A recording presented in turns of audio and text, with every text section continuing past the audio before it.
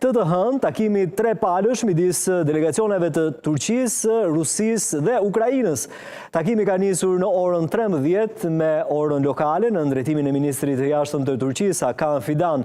Në këtë takim të rëndësishëm që pritet të mbajë gjallë frymën e dialogut mes dy vendeve në konflikt, do të marrë pjesë edhe kreu i organizatës kombëtare të inteligjencës turke Ibrahim Kalin. Turqia riktheu përballjen diplomatike mes dy palëve për herë të parë pas 3 vitesh pas përpjekjeve të para në Antalya dhe Stamboll në vitin 2022 pas shpërthimit të luftës në Ukrainë. Takimi i fundit u zhvillua më 16 maj 2025 në zyrën presidenciale në Stamboll.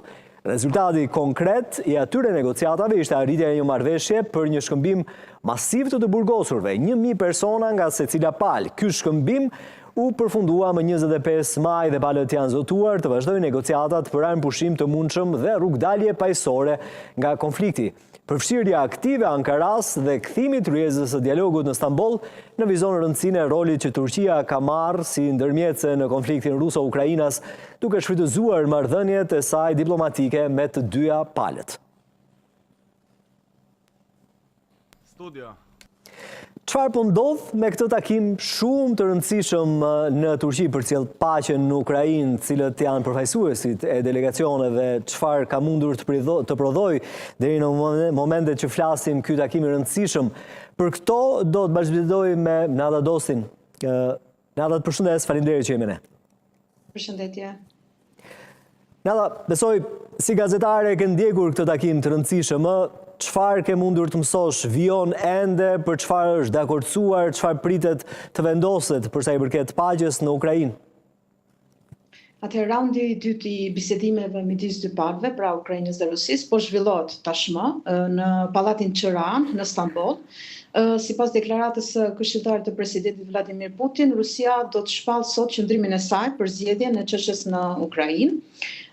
Këshilltari dhe kreu i delegacionit rus në negociata në Stamboll njoftoi se kanë marrë projekt memorandumin mbi zgjedhjen nga pala ukrainase në anglisht dhe në versionin ukrainas, duke treguar se dokumenti në gjuhë tjetër nuk po bënte problem për ta. Medinski gjithashtu vëri duke se pikat kryesore të dokumentit ishin publikuar edhe në mediat perëndimore. Medinski gjithashtu deklaroi se Rusia do të shpallë qëndrimin e saj për zgjedhjen e çështjes së Ukrainës sot. Nga ana tjetër, presidenti i Ukrainës Zelenski deklaroi se rusët ende nuk e kanë ndarë memorandumin e tyre, pra Ukraina nuk e ka marrë një memorandum. Ndërkohë, kryediplomati turk po kryeson takimin 3 palësh Turqi-Rusi-Ukrainë sot në Stamboll.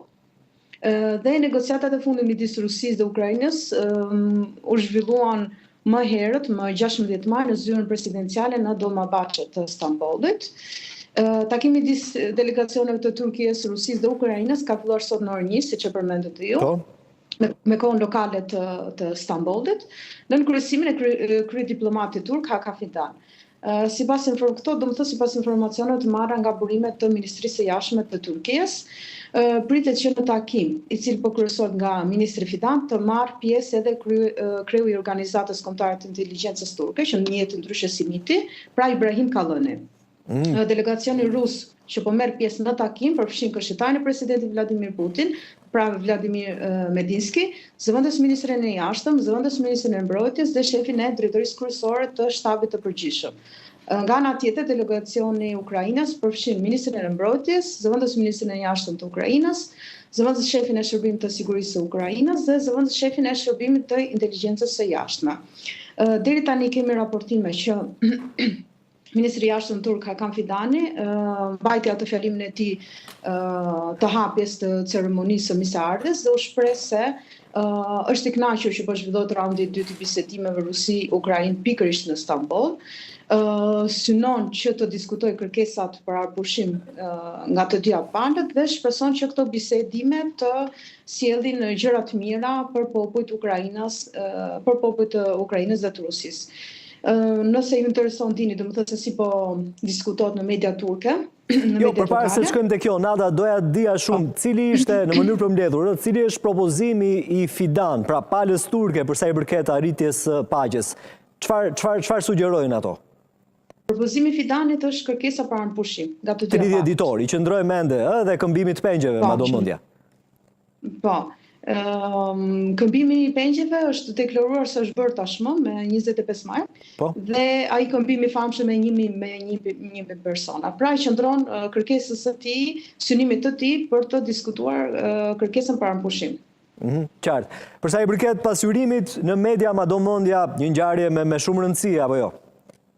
Po, atëherë në mediat lokale po flitet, domethënë po merret, po fokusohet domethënë çështja tek meritat që ka Turqia në këtë rast, pra Turqia po mburret domethënë me këtë nisëm, sepse arriti të ul palët në të njëjtën tryezë pas 3 vitesh. Pra ne dim që menjëherë pas luftës përgjithshme që filloi në shkurt të vitit 2022, Turqia bashkoi Rusi dhe Ukrainën në të njëjtën tryezë, si në Antalya ashtu edhe në Stamboll në të njëjtin vit. Gjithashtu edhe më vonë, më pas, domethënë në maj të këtij viti, pra para disa javësh, arriti të ul delegacionet ruse dhe ukrainase në të njëjtën tryezë në Stamboll, pra që bie pas 3 vitesh. E kuptova. Nada e fundit, sigurisht që Recep Tayyip Erdogan është përfaqësuar në këtë takim të rëndësishëm me Fidan, po ai vetë si presidenti i Republikës së Turqisë ka bërë një prononcim në lidhje me këtë që po ndodh në momentin që flasim në Ankara? Ende jo, akoma jo. Domethënë unë e kontrollova faqen zyrtare të presidentit të Republikës të Turqisë, por nuk ka ende akoma një prononcim. Ndërsa më vonë domethënë në minutat ose në orët më vonshme do kemi ndonjë prononcim. Qartë. Nada, faleminderit shumë, të uroj ditë mbar.